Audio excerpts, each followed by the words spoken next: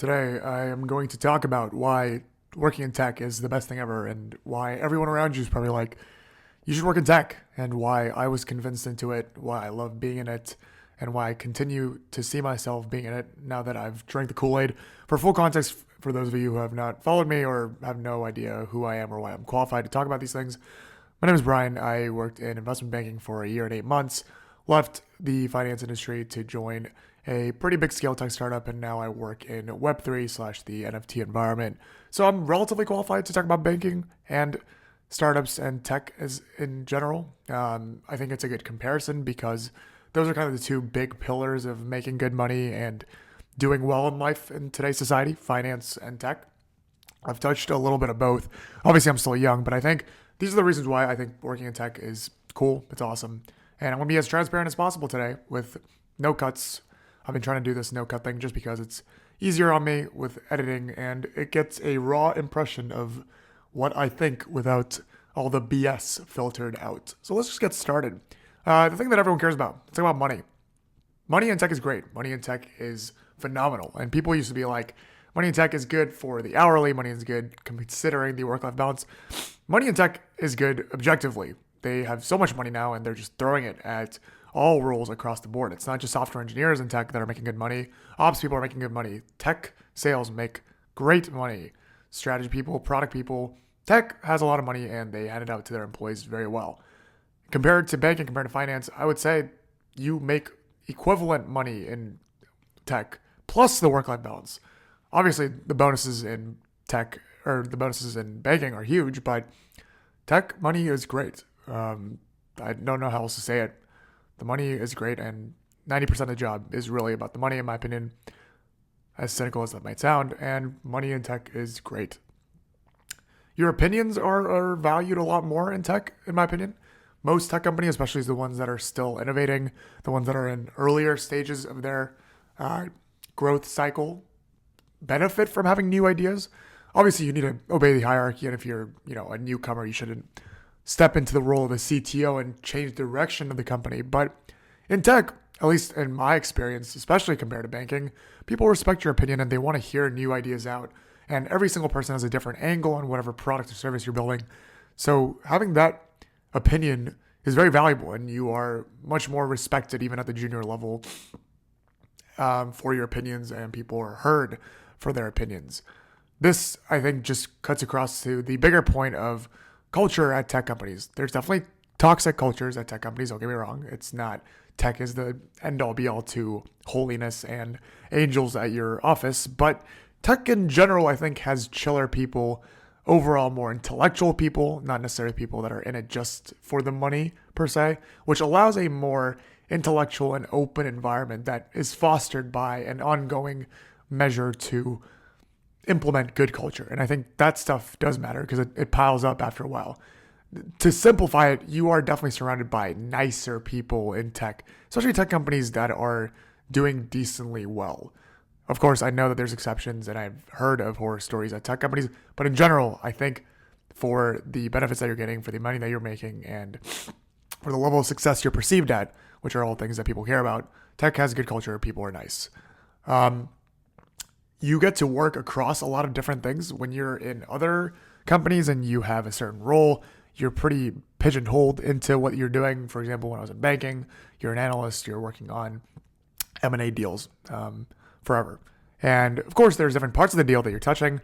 But if you're working in tech, especially at a startup, you get to touch a lot of different things and figure out what you actually like. You're a generalist in the broadest sense in the beginning, and it allows you to touch data analytics and maybe even coding and sales and growth hacking and strategy and ops and product, all these things all in one place, all in one job. It really feels like a school that you're getting paid for and you're taking different classes. It's something that you really don't get anywhere. I often just say we're getting paid to learn, and where else do you get to really do that? In today's day and age, as I'm sure you guys can attest, we often pay to learn all the time. But in tech, I think a lot of times you pay to learn, or you get paid to learn, which I think is unbeatable. You actually feel like you're building something. I think many people care about this, whether they're being brainwashed to care about this or they actually care about this. Having a purpose in a human being's life is very important. When you work in a tech company, there's something that you're building. In professional services, you're not building jack. You're not building anything. You're just following people's orders and making people more money. In tech, you are genuinely building something. You know what you're building. You see results sometimes immediately. There's goals. There's big KPIs, small KPIs that you can build towards. There's a sense of achievement and purpose in tech more than you have in professional services. I think that hits home bigger than you think it does. Human life is all about achievement, and there's daily achievement, hourly achievement, weekly achievement. That's a lot easier to measure, in my opinion, especially coming from banking, which takes months at a time for life cycles, for deal cycles to happen. Whereas in tech, you see immediate results. This industry is filled with Gen Zers who need those immediate results. I think those things are very beneficial in tech. I can't stretch enough that being at the forefront of innovation is also very exciting. In many other industries that are more established, like finance, you're not necessarily innovating anything. You're just basically doing the same thing over and over again, things that people have done for years, if not decades. Some finance is almost a century old. Whereas if you're in tech, and if you're part of an innovative company, you get to be at the forefront and figure things out genuinely and do things that no one has done before and come up with things that no one has really thought about. I think that's something that's really interesting and something that people really like doing. Human beings like being curious and intellectual and being at the leadership, being at the helm of things. Even if you're a small piece of that pie, being able to say that is super cool. I think that's something that's really beneficial. One thing that I also found more on a personal level, I like bragging. I'm a pretty arrogant, cocky person. If you work for a tech company and it's something that's cool, you could brag about it. Obviously, if you're in finance, you could also brag about it, but what percent of America actually knows what Goldman Sachs does or what an investment bank does? If you say you work for a blank tech company, you get to explain what they do. Of course, if you're in Web3 and NFTs like me, you might get called a scam artist, and there's a lot for you to explain. But tech in general, people are more aware of, in my opinion. Generally, you could say you're in health tech, and they'll go, oh, you're in health tech, or you're doing something like Facebook or something like Instagram. They'll be like, oh, I understand. It's cool to talk about cool things. I think that's a big benefit of working in tech. I would also argue that there's just a lot of opportunities. As I said before, you get to work across different verticals. If you aren't necessarily good at the thing that you're doing there, but you have the repertoire and the reputation for being a hard worker and the company likes you, they're more than willing to take chances on you in other roles within that company because there's just so much things to do at a tech company, especially in slightly later cycles. So if you're not good at product, they might try you in sales or the reverse or in ops. Those things are much more flexible just because there's so many different verticals and so many different roles across tech companies, especially at bigger ones. I also think that working at tech in itself is a skill set, and because every company now is geared towards tech, being able to say that you worked in tech is already a resume boost of its own. Even non-tech companies might hire you because you have tech experience. So it's not just a short-term play at the company that you're currently in.